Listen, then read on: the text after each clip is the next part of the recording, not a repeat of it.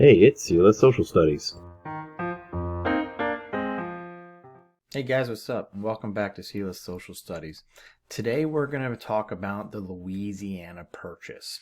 So if you remember, after the end of the 7 Years' War, land that stretched from the Mississippi River to the Pacific Ocean was granted to Spain.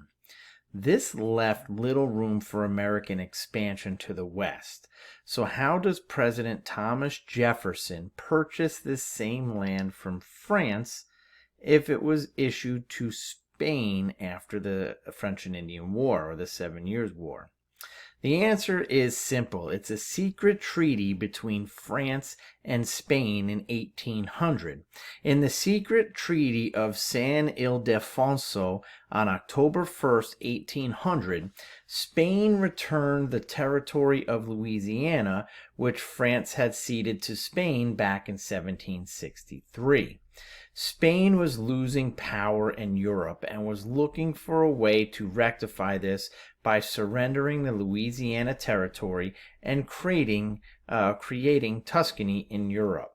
French Emperor Napoleon had acquired the territory through the treaty, but Spain continued to administer it. As a result of another secret treaty on October 16, 1802, the Spanish intendant at New Orleans, a gentleman named Juan Ventura Morales, declared that Americans could no longer use the port of New Orleans to deposit their goods while they were waiting for shipment.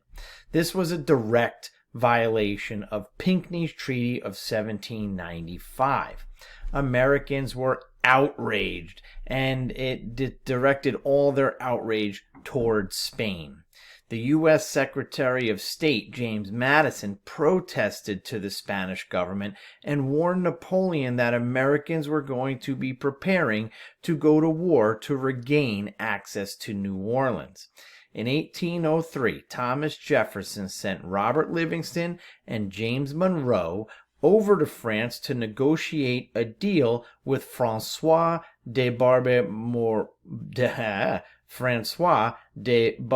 Marbois on behalf of Napoleon to buy the port of New Orleans and the land around it for trading purposes for a small price of $10 million.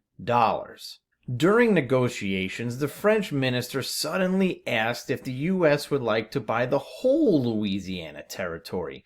James Monroe and Robert Livingston had no authority to purchase the Louisiana territory. However, the purchase of the whole Louisiana territory would be a huge benefit to the United States. They were decisive and quickly agreed to pay only $5 million more. So a total of $15 million, only about 4 cents an acre for the whole of Louisiana territory.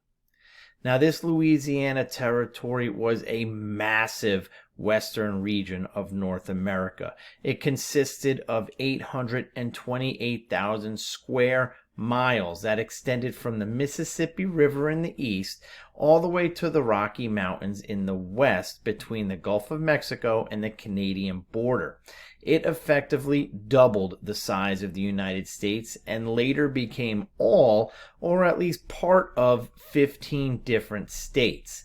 The northern borders included much of Minnesota, North Dakota, and Montana, up through the border of Canada.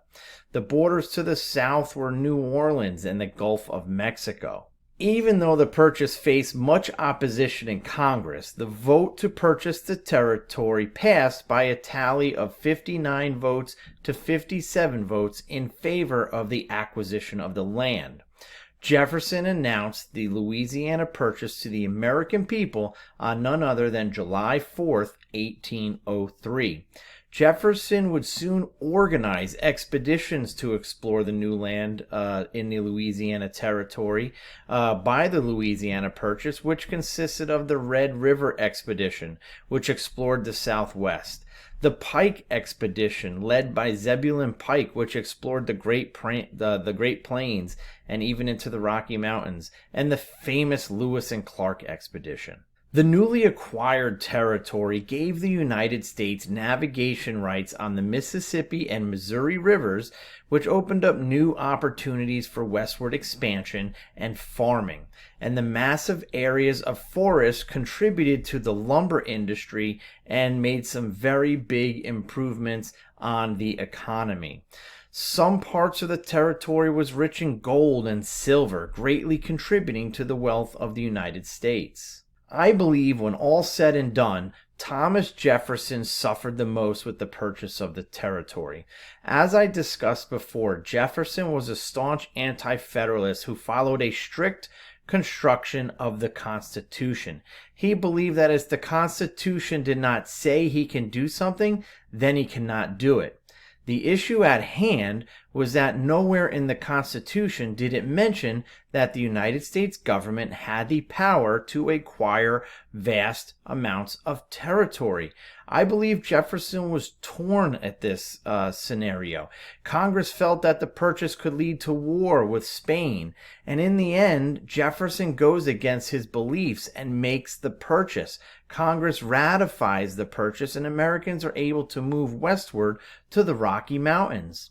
So I believe the Louisiana Territory, no matter how much it might have bothered Jefferson, I do believe he thought that it was good for the nation, and he had these inner arguments with himself if he could or couldn't.